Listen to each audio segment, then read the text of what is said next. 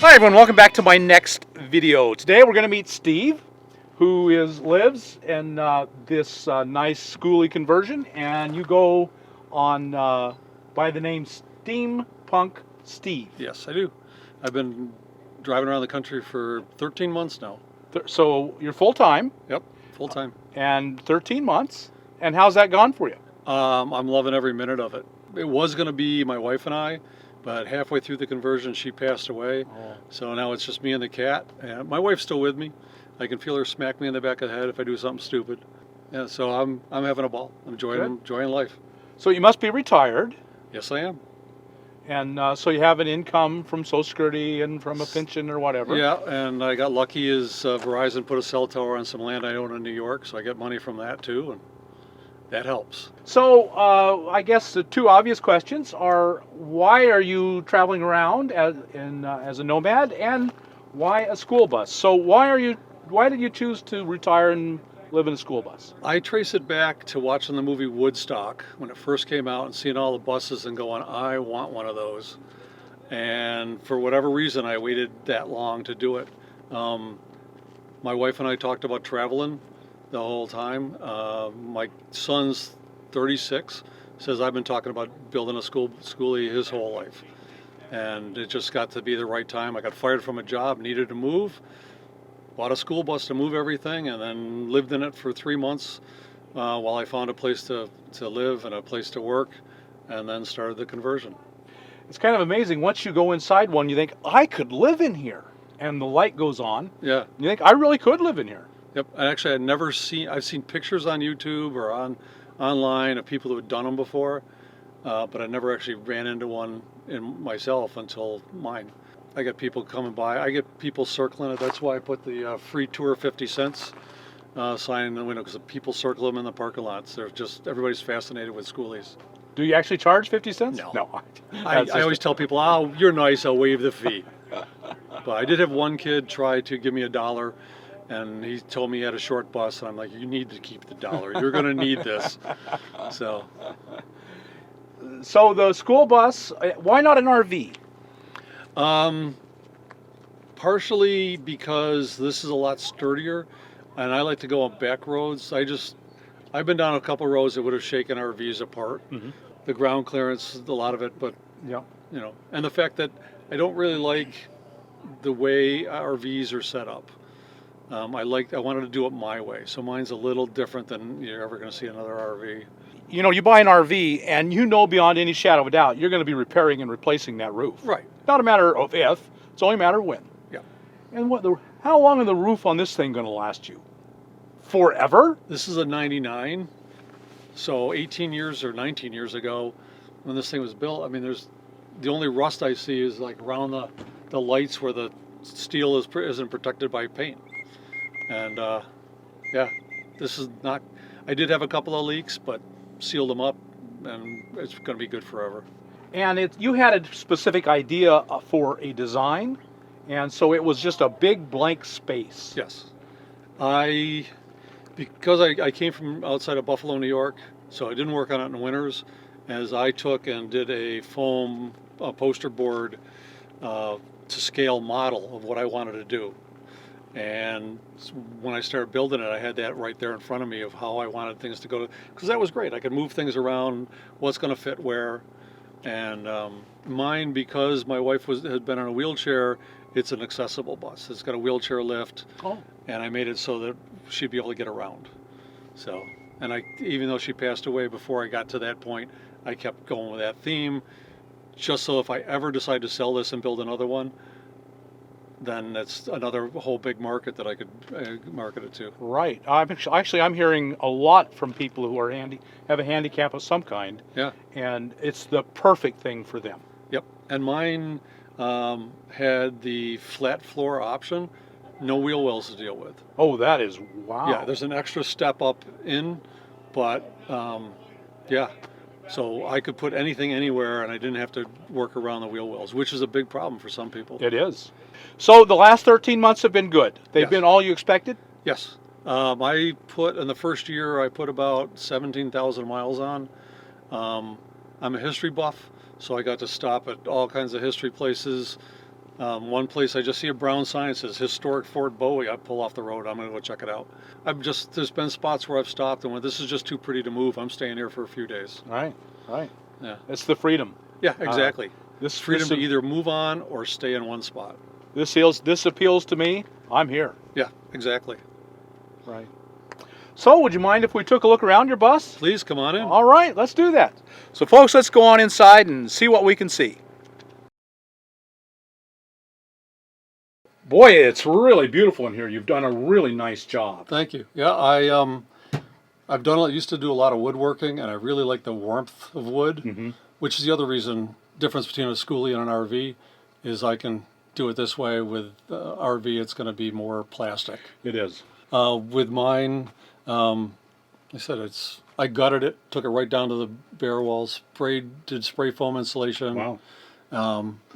Put the Luann up here, and the strips here are all cypress that I had kicking around. I bought an old water tank 30 years ago, and had it laying around my place, so I just ripped it up and made all this to give a little more character.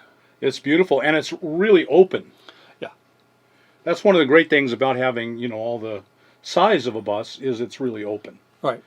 And you're fairly tall, and you're clearing. You're not going to hit your head. I can get right over to the edge before my head hits. Right. So, although I have banged my head a few times on things, which is what that is. No. For the most part, that's the other thing, because of being accessible, everything is down the center. Right. And off to the sides. So. Which is why it feels so open. Right. And I did it so I had the beds in the back. The bathroom is all the way in the back, and kitchen and living area nice and open. I got lucky. I worked at a hotel that was going through renovations. Got one of their breakfast tables. They threw away 52 of these bathroom vanities, so I grabbed a couple of those. And you have solar? Yep. I've got 280 watt, 24 volt solar panels on the roof. And underneath the dinette seat, there's 3 12 volt deep cycle batteries, and which are 91% right now. All my controls, everything is back in here. Oh, that's a nice electrical center. And I'm totally 12 volt, no inverter. Everything is 12 volt. I put in these power ports and USB ports around the bus, so I can charge pretty much anything I need. The laptop runs on a car charger. For entertainment, I've got a 5 terabyte hard drive in there with a couple thousand movies on it. So I just check that in. It runs off 12 volt. If I do plug in, the only 110 thing is the battery charger. So I'm just taking a quick glance over at your pictures, and it looks like there might have been some hippiness in your younger days. Yeah, that's our wedding in 1974, and my hottie wife, who somehow put up with me for 42 years. We're always lucky when we get them, aren't we? Yeah. I used to introduce her as my trophy wife because I won first prize first time out. Yeah. Oh, that is nice. With lighting, being SteamPunk Steve, I had to do a little steampunky kind of thing. So I've got, for lights, I got LED strips, but my 3-year-old grandson likes to play mad scientist by flicking these through and getting all kinds of different colors. And oh yeah, with strip LEDs. Yep. Very cool. And I see with the weather, you are kind of a weather buff. Yeah, I like to keep track of it, and it's kind of fun. Yeah. Somebody was talking. We were talking online about humidity, and I'm on the inside of a bus with a big propane heater. It throws a lot of moisture into the air. It's a big deal. And it's never got above 25% in here. Oh wow! And I've been all over the place, even in the rainforest. Well, the rainforest got a little damper, but when I was up in Oregon, this light up here is antique that I put an LED strip in. I had just these curtains, and I bought a different set, but I put space blanket in between, so it reflects the heat, keeps a little bit more of the heat in. Because that's the biggest place I lose heat, is through these windows. They're single pane windows. Right, of course. There's a lot of them. But in the morning, The sun shining in warms it right up. I've got a 42-gallon freshwater tank and a 42-gallon gray water tank. Composting toilet, so I don't have to deal with black water. No black. And the one issue with school buses is there's so much round. Takes a little more carpentry work, but looks like you've done a really nice job. Thanks. Just scribing wood. I built children's furniture for a while, shaker-style chairs, built cabinets, so everything in here I've built. Nice big kitchen. You can cook. And yeah. Like I said, I got this for free. I cut 18 inches off to move it over on this side. So I had the stove and the oven, and I got garbage is right here. Nice. So I can start prepping or whatever. My pantry. Wow, nice pantry. You got one here and a big one for canned goods down here. Very, very nice. Yeah, I figured it's like 30 inches deep, and there's nobody wants to reach 30 inches in trying to find that one can of soup that they want. Right. This way, slide it out. My refrigerator is just this little 12-volt job. There's just me, and I can hold a couple weeks worth of meats and whatnot in here that need refrigeration. And nice, really nice bed set up here. Yeah, the one of the things I did is this little flexible stalk LED light for reading. It's a marine map light, and I've got the USB ports up here so that I can charge my Kindle, which is down in there somewhere, and or phones or whatever. Same on the other side. Mm-hmm. And this would have been 2 beds? Would have been 2 beds. Stuff I need to shed. Right. Like always. Lots of DVDs, and this has ended up being storage for now. So, but because it was so dark back here, I added these little pathway LED low voltage lights. Mm-hmm.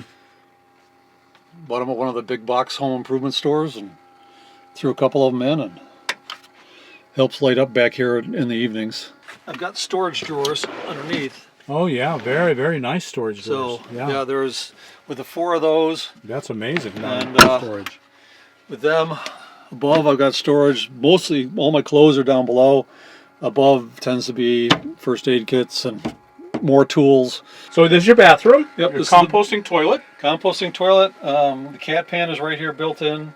So my fan sucks the air in through the cat pan across the toilet and out.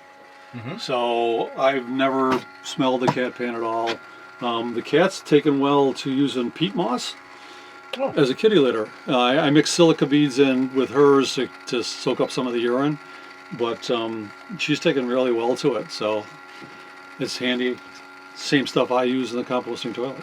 On the roof, I've got a 4-inch by 10-foot piece of PVC painted black that's in a C shape for the shower.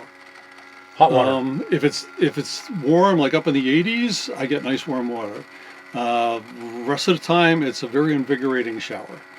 So you don't have a hot water? I don't have a hot water heater. No. Just what you're getting off the top. Yeah, I try experimenting different things, trying to make it as easy as possible.